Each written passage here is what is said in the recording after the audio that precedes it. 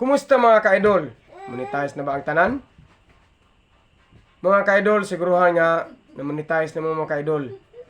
Kaya nga no, bisan pa og kanang dako ka nga content creator mga ka-idol. Kaya delikado mga ka-idol.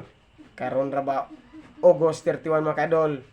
Mao na nang last mga ka-idol anang daan bitaw nga katong in-stream ads, bonuses o ads on reels. Ilisda na mga ka-idol anang bag-ong tools karon nga giisa na ng kuan ba giisa na ng tulo kanang content monetization. So mga hanaw ba na mga ka-idol no, mga hanaw na marag mo balik zero gid mo na. So mintras mga ka-idol sayo pa siguruhan ninyo na nga ma-monetize mo nya kitang ma-monetize mga ka-idol no, upload dito og mga content mga ka-idol, video, text o kanang mga photos na to mga ka-idol. Kay sa una mga ka-idol, sa daan nga tools mga ka-idol, dagko og earnings. Wa pamanday ko ato sa una. Karon pamanday ko monetize. Pero karon mga ka-idol, gagmay ra gid mga ka-idol ang kuan. Gagmay ra kayo ang earnings sa mga ka-idol. Ang imong mga 500 mga ka-idol, murag naar ka mga ka-idol sa 0.01. Pero mga ka-idol, sa photos, sa text, sa kanang sa story mga ka-idol, medyo murag lamang-lamang din mga ka-idol. Murag dako-dako diha mga ka-idol o kanang tawag ani, dako-dako mga ka-idol og earnings. So kung bati gyud mga ka-idol no, karon mga ka-idol nakasalalay na pod ang ato ang mga earnings sa atong mga content. Wa di ta magpaluya-luya mga ka-idol. Upload ta. Pero usahay gyud mga ka-idol, murag maluya magud pud ta, murag malibog na mga ta sa unsa atong himuon nya content.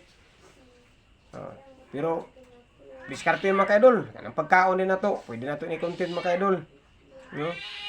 Kanang paglakaw nato, pwede na. Pagkaligo nato, pwede na i-content. No? Basta engaging lang na tawag na, engaging lang na siya mga ka-idol nga content. No? Pero likayan yung mga ka-idol og kanang pag-upload og kanang against sa kuan, against bitaw sa policy ni Meta mga ka-idol. O labi na nang wa pa monetize.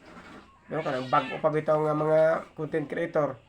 Or bisag katong daan ang content creator hantod karon pa monetize tungod kay naay problema sa inyong account mga ka-idol.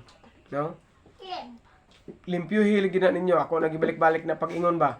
Limpyuhin na gina ninyo ng inyong account. No, bahalag gamay ra mabilin ana. Kaya ano, mapansin ra gyud mo kadugayan mga ka-idol ni Meta mga ka-idol. Ang inyong bantayan bitaw mga ka-idol no, kanang hapit na bitaw mo ma-monetize mga ka-idol sa content monetization. Tanawa mga ka-idol lang yung dashboard mga ka-idol, kita mo ang inyong ads on reels, bonuses o kanang stream ads. Tanawan niyo mga ka-idol, mawala na gaya ng X ano mga ka-idol, yung mata na lang nabilin. Pasabot ana mga ka-idol, hapit na mo mga ka-idol ma-monetize mga ka-idol. Bantayanan lang gyud nga di mo masayop mga ka-idol. Once nga masayop mo, magka-violation mo, mubalik na siya X mga ka-idol. Mubalik na siya X. Kaya ano, ako na ginang nakuan mga ka-idol. Ako na ginang na-experience ginako ng mga ka-idol.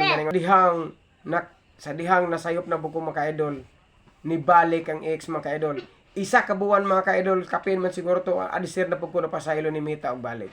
So pagtanaw na ko mga ka-idol na wa nagitong X, nagpabilin tong murag matabi tong nga sayon mga ka-idol. Di tugyog ko na kuan nya hapit na gini. Isa ka semana ra gikan ato mga ka-idol. Nakadawat na dayon ko og katong notification nga magkuan na dayon ko sa akong kuan. Mag-set up na ko atong content monetization. Manang mga ka-idol, kuan lang kita karon, mading kamot lang kita. Bahala gid nagmayray earnings. Nag-upload mo kita sa unang video nga pati klaro nga maka-earnings ta karon pa bakaha. So salamat mga ka-idol. Like and share.